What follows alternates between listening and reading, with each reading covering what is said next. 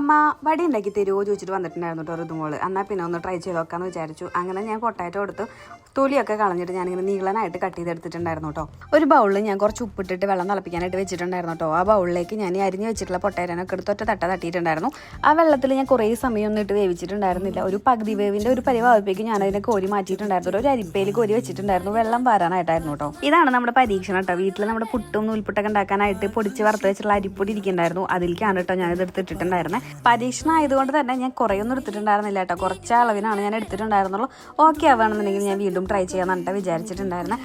പൊടി പിടിക്കാനുള്ള ചെറിയൊരു നനവ് മാത്രമാണ് കേട്ടോ ഈ പൊട്ടാറ്റോയിൽ ആവശ്യമായിട്ട് വരുന്നുള്ളൂ. അങ്ങനെ ഞാനിത് എയർ ഫ്രയറിലിട്ട് ഇത്തിരി എണ്ണ മുകളിലൊന്ന് തൂയി കൊടുത്തിട്ട് ഞാനത് ഫ്രൈ ചെയ്യാൻ വെച്ചിട്ടുണ്ടായിരുന്നു കേട്ടോ. അങ്ങനെ അത് കുറച്ച് നേരം കഴിഞ്ഞ് എടുത്തപ്പോൾ നമ്മുടെ സാധനം സെറ്റായിട്ടുണ്ടായിരുന്നു. അങ്ങനെ അരിപ്പൊടി വെച്ചിട്ടുള്ള ഫസ്റ്റ് ട്രയൽ ചൂടപ്പം പോലെ കഴിഞ്ഞിട്ടുണ്ടായിരുന്നു കേട്ടോ. അപ്പോൾ ഋതുവിന് മതിയായില്ല എന്ന് പറഞ്ഞു.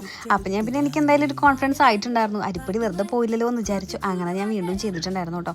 പിന്നത്തെ വട്ടം ചെയ്തപ്പോൾ കഴിക്കാനായിട്ട് 2 കുട്ടികളുണ്ടായിരുന്നു കേട്ടോ. കുട്ടിയും കുട്ടിയുടെ ഡാഡിയും കൂടെ ഉണ്ടായിരുന്നു. അപ്പോൾ അടുത്ത വീഡിയോയിൽ വീണ്ടും വരാം.